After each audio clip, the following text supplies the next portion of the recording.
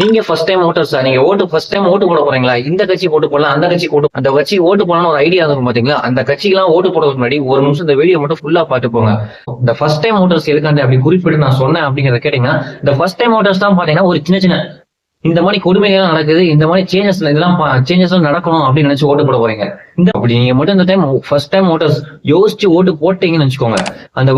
அந்த யோசிச்சு ஓட்டு போட்டும் அந்த கேண்டிடேட் பாத்தீங்கன்னா நல்லபடியா பண்ணல, நல்லது பண்ணல அப்படின்னா உங்களுக்கு ஒரு கோவம், வெறுப்பு, முன்முணுப்பு எல்லாமே வரும். சோ அந்த இதெல்லாம் பாத்தீங்கன்னா அந்த கோவம் ஒரு கேள்வியை எழுமும். அந்த கேள்வி பாத்தீங்கன்னா அந்த கேள்வி இங்க இருந்து அந்த கேண்டிடேட்டோட காதுக்கு போகலாம். அந்த கேண்டிடேட்டும் அந்த இதுக்கான எது நடவடிக்கை எடுக்கலையா அந்த தலைவனோட காதுக்கு கூட போகலாம். அந்த தலைவன் காதுக்கு போய் அந்த தலைவன் வந்து அதுக்கு நடவடிக்கை எடுத்தா ஓகே. அதுக்கு நடவடிக்கை எடுக்கலையா அந்த நடவடிக்கை எடுக்காத அந்த அலட்சியம் பாத்தீங்கன்னா ஒரு தலைவனை உருவாக்கும்.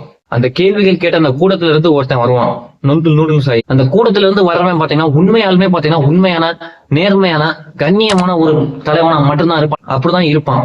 ஏன்னா இந்த ஃபர்ஸ்ட் டைம் ஓட் போட்டு அவன் அந்த மாதிரி பண்ணாதனால அந்த கோவத்துல இருந்து வர்றவன் தான் அந்த தலைவன். சோ இந்த ஒரு டைம் யோசிச்சு ஓட்டு போட்டுட்டீங்கன்னு வச்சுக்கோங்க.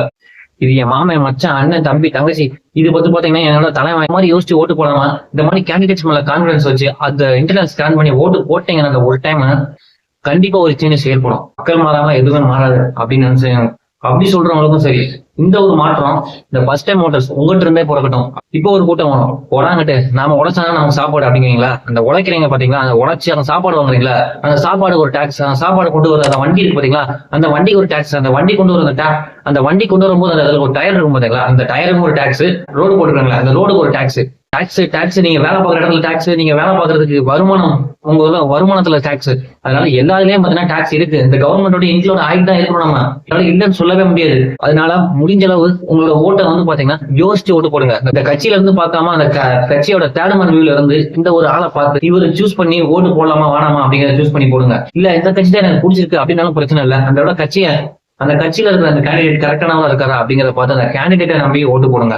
ஏன்னா அந்த கேண்டிடேட் தான் பாத்தீங்கன்னா அந்த தலைவர் வந்து நிலவனாவே இருந்தாலும் அந்த கேண்டிடேட் தான் அந்த திட்டங்கள்லாம் செயல்படுத்த போறான். அதனால அந்த திட்டங்களை செயல்படுத்தணும்னா அந்த கேண்டிடேட் நிலவனா இருக்கணும். அதனால அதை யோசிச்சு ஓட்டு போடுங்க. அந்த கேண்டிடேட் மேல எந்த கட்சி வேணாலும் ஆட்சி அமைக்கட்டும், யாருக்குனாச்சும் ஓட்டு போடுங்க, உங்க இஷ்டத்துக்கு ஓட்டு போடுங்க. பட் ஆனா ஓட்டு போடாம இருக்காங்க, ஓட்டு போடுங்க. சோ நாளைக்கு பாத்தீங்கன்னா யோசிச்சு ஓட்டு போடுங்க. தேங்க்யூ.